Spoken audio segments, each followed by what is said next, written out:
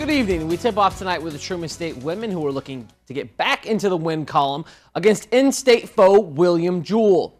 Pick things up late in the second half. Truman clinging to a 1-point lead, but William Jewell on the attack. Haley Jo Smith cuts the lead to just 1. Bulldogs went nearly 7 minutes without scoring, so defensive plays like this from Macon Tomczak were huge. Truman inbounding now, just 2 seconds left on the shot clock, and Courtney Straight beats the buzzer. Truman up 56-55.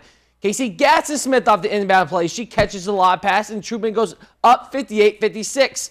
Cardinals come right back. Ariella Smith goes full-out LeBron mode, ties the game at 58.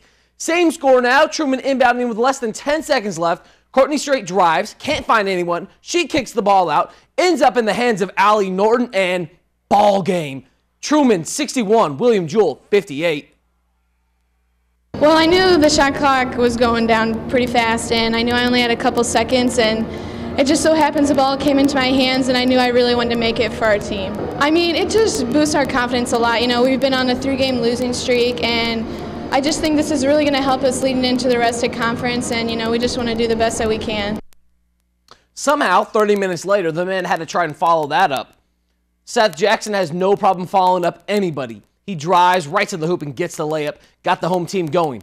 Cards fought back as Christian Hildenbrandt makes the great back cut. Devontae Mosby hits him in stride. Truman normally deadly from deep, going into the hole a little bit more tonight as Connor Erickson finishes. William Jewell showing some shooting ability as Jordan Lewis' shot comes up, splashes.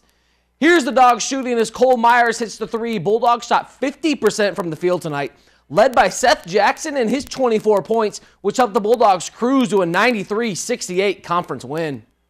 Let's zip down Highway 63, and the Macon boys were looking to land a spot in their own tourney title game. To do so, they would have to claim a win over Class 4, number 9, Moberly. Tigers working the ball inside and out. John Murray finds Aaron Baker spotting up. He knocks down the 3. Spartans come right back in transition. Will Rucker hits Cameron Smith. He does the same.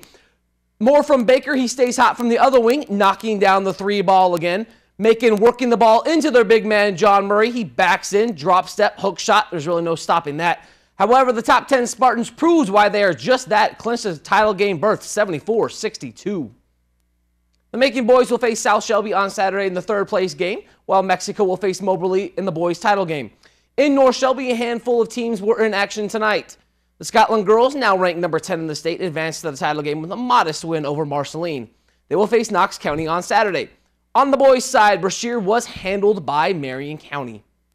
For tonight's Hawkeye State action, including the senior night at the pool, let's toss things to Jerry's Joshua in Ottumwa. Thanks, Ryan. Let's take a look at some South Central wrestling action between Mount Pleasant and Fairfield. Let's start with the smaller guys. At 126 pounds, the Panthers' Colton Mertens with a nice takedown on Zach Barnes. He later wins by pin and ties the match at 6. Next, 132 pounds, Connor Eads does the same. He pins Charles Hazel and puts Mount Pleasant up 12-6. Fairfield had success with the big boys. Bryce Lunsford takes down Dalton Bass at 182 pounds. He wins by pin. MP leads 40-12. 220 pounds, the Trojans' Trenton Hayden pins Jordan Nichting to pull Fairfield within 16, but Mount Pleasant wins the duel 46-28. Now let's head to the water, where it was senior night for the Ottumwa Bulldogs. 10 seniors honored on the night for Ottumwa. At the 200-yard freestyle, Logan Angstead, the junior, finishes first for the Bulldogs. Senior Justin Vonderhaar, though, finishes third in 2.5 minutes. Now 200 intermedley, senior Shane Riley takes second in under 2:40. His fellow seniors, Michael Bostrom, finish 10 seconds later, and Storm Beltran came in at 3 minutes. 50 freestyle now, tight race. Austin Schatz takes first for Ottumwa, then senior Jack Langland took third in 26 seconds. In the end, Ottumwa tops Oskaloosa 105-50.